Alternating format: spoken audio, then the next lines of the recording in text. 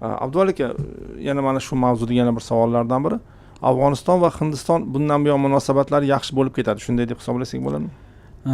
Menimcha shunday, chunki bugun Tolibon harakati, ya'ni Afg'oniston muvaqqat hukumatining egasi bugun mamlakatdagi gumanitar vaziyatdan, iqtisodiy ahvol yaxshilanishidan manfaatdor. Albatta buning uchun iqtisodiyotni o'nglash uchun pul kerak, sarmoya kerak. Bugun Amerika Qo'shma Shtatlari va G'arb dunyosi o'zining banklarida Afg'oniston hukumatining 10 milliard dollar pulini muzlatib qo'ygan.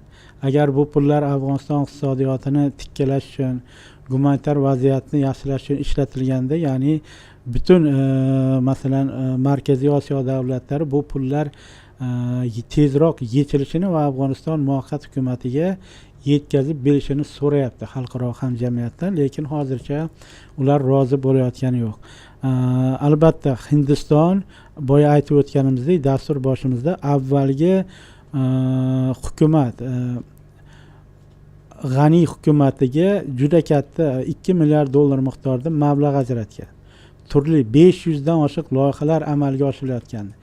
Endi Hindiston hukumati Kobulda o'zining diplomatik vakolatxonasini ochmoqchi va o'sha dasturlarni, loyihalarni Afg'oniston muvaqqat hukumati bilan birgalikda amalga oshiradi. Bu degani endi albatta yuzlab yoki minglab ish o'rinlari degani. Bu jafokash afg'on xalqini dardini yengillashtirishga xizmat qiladi degani. Albatta bu Hindiston mana Afg'oniston zo'rib ketsin deb pul bermayapti, balki o'zi ham ertaga bundan manfaat ko'rmoqchi. Bu loyihalar amalga oshgandan keyin albatta unga ham foyda keladi, daromad keladi. Shuning uchun Hindistonga yangi bozor kerak, Xitoy bilan raqobatchi, o'z navbatida u ham iqtisodiyotini o'nglab olishga harakat qiladi. Shuning uchun menimcha endi bu yog'iga Hindiston bilan Afg'oniston o'rtasidagi munosabatlar menimcha yaxshilanadi. Mana yaqin paytlargacha Hindiston ham Afg'oniston muvaqqat hukumatini tan olmaslikka, u bilan muloqotlarda ehtiyotkorlikka harakat qilayotganda va mana endi ko'ryapmiz, Hindistonni ham pozitsiyasi o'zgardi Tolibonga nisbatan. U to'laqonli diplomatik aloqalarni tiklamoqchi. Rahmat, Abduvali aka. Endi umuman Yaqin Sharqda tinchlik o'rnatilishi Janubiy Osiyoda muammolarni boshlanishi emas deyish mumkinmi? Yoki baribir shunga harakat bo'ladimi oxir oqibat? Endi ochiqni aytganda va buni bo'lmasligi nimalarga bog'liq? Endi bu yerda masalaning qiziq tomoni Afg'oniston hukumati qanchalik sabr toqatiga bog'liq, Afg'oniston muvaqqat hukumatini yoki qanchalik pozitsiyasida mustahkam turishiga ko'p narsa bog'liq nazarimda. Ya'ni hozir Afg'oniston muvaqqat hukumati xalqaro maydonda tezroq e'tirof etilishini istayapti. Endi bu narsa ko'proq Qo'shma Shtatlarga bog'liq. Agar Qo'shma Shtatlar olaylik Tolibon harakatiga katta narsani va'da qilsa, ya'ni Qo'shma Shtatlar xo'p men diplomatik tomondan tan olaman deydigan bo'lsa, Afg'oniston iqtisodiyotini tiklash uchun mablag' ajrataman yoki muzlatilgan 10 milliard pulni yechib beraman deydigan bo'lsa, Afg'oniston muvaqqat hukumati o'ylab ko'rishi mumkin. Masalan, u holda bu yerga bevosita Bagramga Amerika Qo'shma Shtatlari qo'shinlari joylashadi. Qo'shin joylashgandan keyin razvedka xizmati ham keladi, SERO deymizmi, FBR deymizmi, hammasi kirib keladi. Bitta shu uchuvchilar bilan bog'lanmaydi. Demakki, bu yerda yana razvedkalar jangi boshlanadi. Afg'oniston beqarorlik manbaiga aylanadi. Bugun hech kim, mening nazarimda O'zbekiston ham, Rossiya ham, Xitoy ham, Hindiston ham yana Afg'onistonda AQSh qo'shinlari joylashtirilishiga qarshi. Ular ham anglab yetadi, ertaga Afg'onistondan yana ular yana chekkalanishi mumkin. Yana Afg'onistonda jangu jadal boshlandi, chunki bu yerda Qandahor guruhi bor, bu yerda Afg'oniston amiri boshchiligidagi Qandahor guruhi bor, bo'lingan, va Kobul guruhi bor, ichki ishlar vaziri Haqqoniy boshchiligidagi, va bular o'rtasida doimiy sirli yashirin kelishmovchiliklar bor. Va bu yerda mo'tadil guruh Kobul guruhi hisoblandi. Menimcha ular Bagramda aviabaza joylashtirilishiga qarshi bo'lmaydi. Va mening nazarimda hozir ham bular o'rtasida masalan bu borada kelishmovchiliklar bo'lish ehtimoli yuqori. Agarki Amerika Qo'shma Shtatlar fikrida qat'iy turib oladigan bo'lsa, bu yerda Tolibon harakati izin beradigan bo'lsa, menimcha Tolibonning Xitoy bilan munosabatlari biroz yomonlashadi.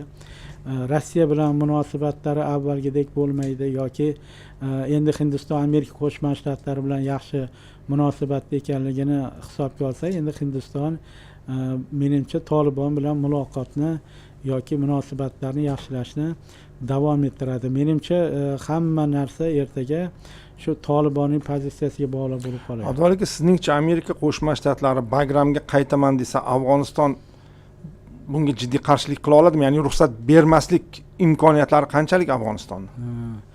Hozircha Afg'oniston hukumatı bemalol qarshilik ko'rsatyapti. Uni endi hozir qarshilik asosan bayonotlarda ketyapti, lekin Amerika Qo'shma Shtatlari yo'q, bu ba'ziga kiramiz baribir deb turib olsa, qanchalik bu? Menimcha Afg'oniston hukumatı bir yoqadan bosh chiqarib qarshilik ko'rsatadigan bo'lsa, Amerika Qo'shma Shtatlari qo'shin kirita olmaydi. Birinchidan bu o'sha BMT Xavfsizlik kengashida doimiy a'zolar tomonidan ham, BMT Bosh Assambleyasi tomonidan ham kuch ishlatish yo'li bilan amalga oshiriladigan bo'lsa, bu qoralanadi va menimcha Afg'onistonda yana tinchlik bo'lmaydi. Bu yerda ijtimoiy siyosiy keskinlik yana kuchayadi, Tolibon yana qurolga yopishga majbur bo'ladi.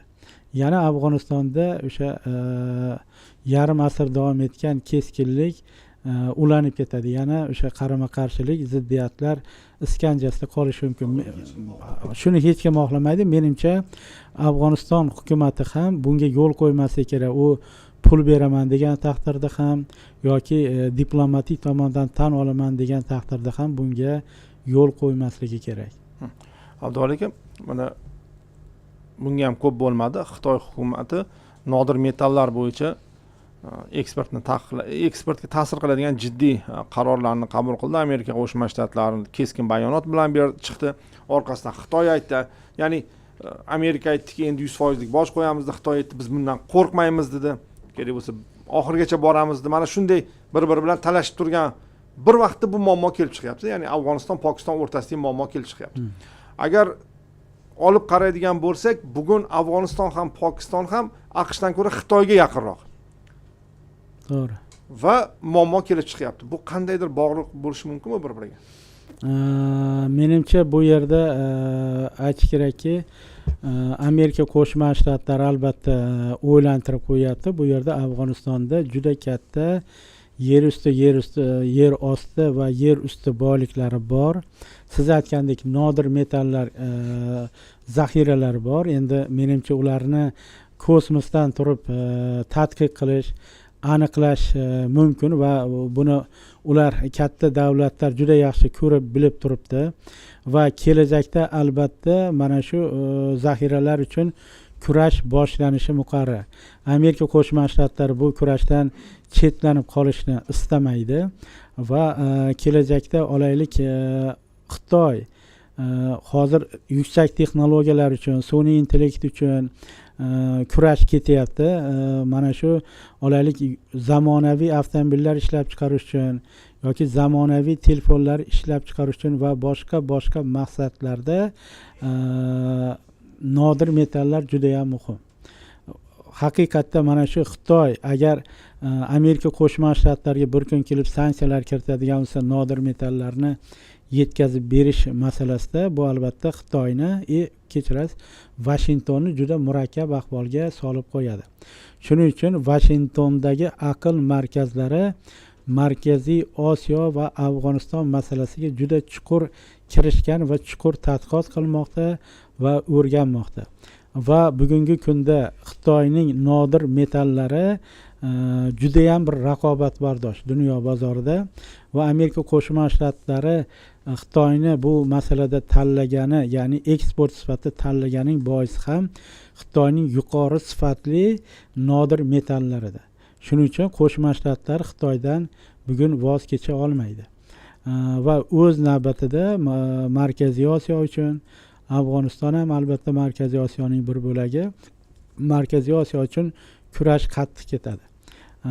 Va aytish kerakki, mana ko'rdik, bugun Vashingtonning katta e'tibori ko'proq Qozog'iston va O'zbekistonga qaratilgan. Bular mintaqaning lokomotivlari bir tomondan va ikkinchi tomondan bularda o'sha uran bor, titan bor va boshqa litiy, umuman olganda nodir metallarga juda ham boy o'lka hisoblanadi.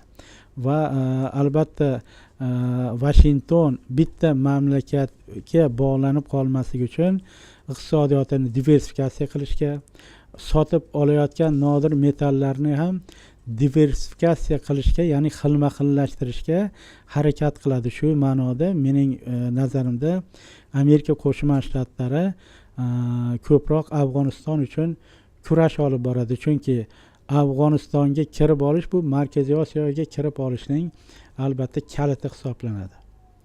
Mana shu Afg'oniston juda ham katta muhim strategik ahamiyatga ega va bu yo'llar bu butun mana shu g'arb va sharqni, shimol va janubning chorrahasida joylashgan o'lka, ya'ni darvoza hisoblangani uchun ham Amerika Qo'shma Shtatlari osonlikcha Afg'onistonni o'z holiga tashlab qo'ymaydi. Shuning uchun yirik державалар o'rtasida Afg'oniston uchun menimcha kurash qizigandan qiziydi bu yog'iga.